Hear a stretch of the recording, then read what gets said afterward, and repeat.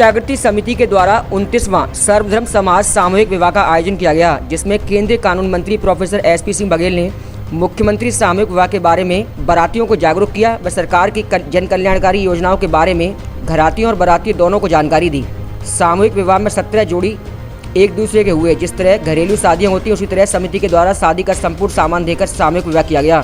समिति के सदस्य संस्थापक पवन कुशवाहा, अध्यक्ष किशोर कुशवाहा आदि लोग मौजूद रहे। सभी समिति के पदाधिकारियों ने बारातियों का स्वागत सम्मान भी किया। कार्यक्रम के दौरान श्री दान कुमार इंटर कॉलेज की प्राचार्य ममता शर्मा ने सभी जोड़ों को आशीर्वाद दिया।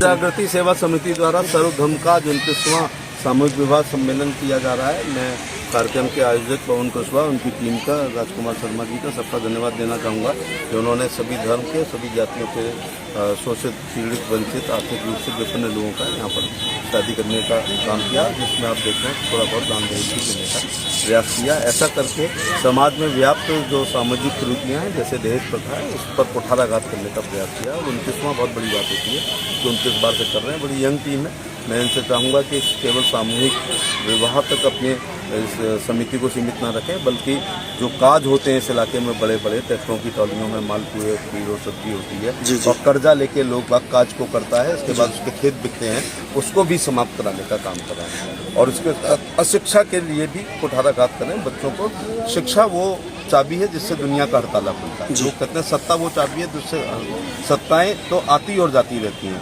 लेकिन शिक्षा कभी जाती नहीं है। जब आ गई है तो आती है। तो गुड क्वालिटी एजुकेशन से ही आप अपनी आगे बढ़ सकते हैं। तो शिक्षा वो चाबी है जिससे दुनिया का हर ताला खुलता है। इसलिए मैं चाहूँगा कि शिक्षा पर भी ध्यान दें, दहेज को खत्म कराने का काम करें। और मृत्यु भोज तो 21वीं शताब्दी में नहीं होना चाहिए, गिद्ध भोज है जी।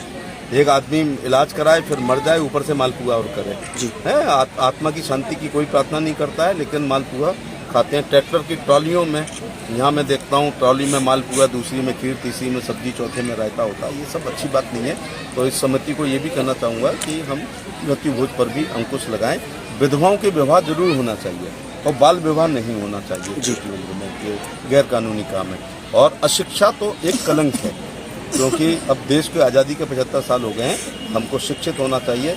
माता शत्रु पिता बैरी येन बालो ना पठाती न शोभते सभा मध्य हंस मध्य बको यथा। इसका अर्थ है वो सब माता शत्रु हैं और पिता बैरी हैं अपने बच्चों को, जो अपने बच्चों को नहीं पढ़ाते हैं। ऐसे बच्चों की वही हालत होती है कि हंस की सभा में बगुले की होती है जी। बीमा योजना को देखते हुए अब लगातार हम कवरेज करते हैं। बीमा को लेकर आप बहुत अच्छा कहते हैं। हाँ, मैं एक्चुअली मुझे अभी जाना है सामूहिक एक प्रधानमंत्री जीवन बीमा सुरक्षा योजना है जो 20 रुपये साल लगता है। 18 से 17 साल उम्र होनी चाहिए। प्राकृतिक आपदा में मरने पर, जैसे पानी में डूबने से, करंट से, बिजली, आकाश की बिजली से, सांप के काटने से, जानवर के मारने से, पानी में डूबने से, ओला पाला में बनने से, अथवा विकलांग होने से, अथवा एक्सीडेंट में बनने से 2 लाख रुपए मिलते हैं। यहाँ जितने लोग हैं ये सब 18 से 70 के बीच के, ये सभी इसकी पात्रता रखते हैं। दूसरी जीवन ज्योति योजना जिसमें 400 रुपये लगते हैं, उसमें किसी भी प्रकार की मृत्यु होने पर 2 लाख मिलते हैं। उम्र 18 से 50 है। तो यद्यपि मौत का कोई मुआवजा नहीं होता है, लेकिन फिर भी 4 लाख रुपए मिल जाए गरीब को तो दाल रोटी चल सकती है। नेता, रिश्तेदार और पत्रकार मरने के 13 दिन तक आते हैं, 14वें दिन कोई नहीं आता कि विधवा का तवा गर्म है या ठंडा। ऐसे में कुछ पैसा रहता है, वही काम आता है। तो मैं यहाँ ये भी अपील करूँगा कि प्रधानमंत्री जीवन बीमा सुरक्षा योजना के बैंक तक जाना है। 20 रुपये साल और 400 रुपये साल की करा लेंगे। और मैं दुआ करता हूँ किसी को ना मिले, लेकिन रोज एक्सीडेंट होते हैं जी। तो ऐसे 4 लाख रुपये मिल जाएंगे तो दाल रोटी चल जाएगी। समाज के द्वारा, कस्बा समाज के द्वारा सभी जातियों का सामूहिक विवाह संपन्न कराया जा रहा है। ये बहुत ही पवित्र काम है समाज के लिए। और मैं समझती हूँ समाज के लिए बहुत उद्देश्यपूर्ण और महत्वपूर्ण भी है। उद्देश्यपूर्ण मैं इसलिए कह रही हूँ कि देखिए समाज की इस प्रकार की शादियाँ होने लगे हैं, बहुत सारा धन बच सकता है जी।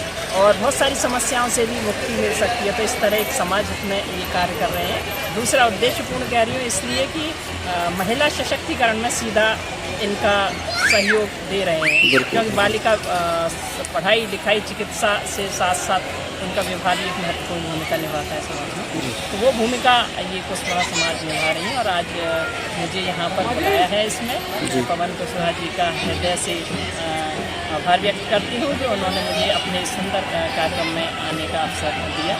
धन्यवाद।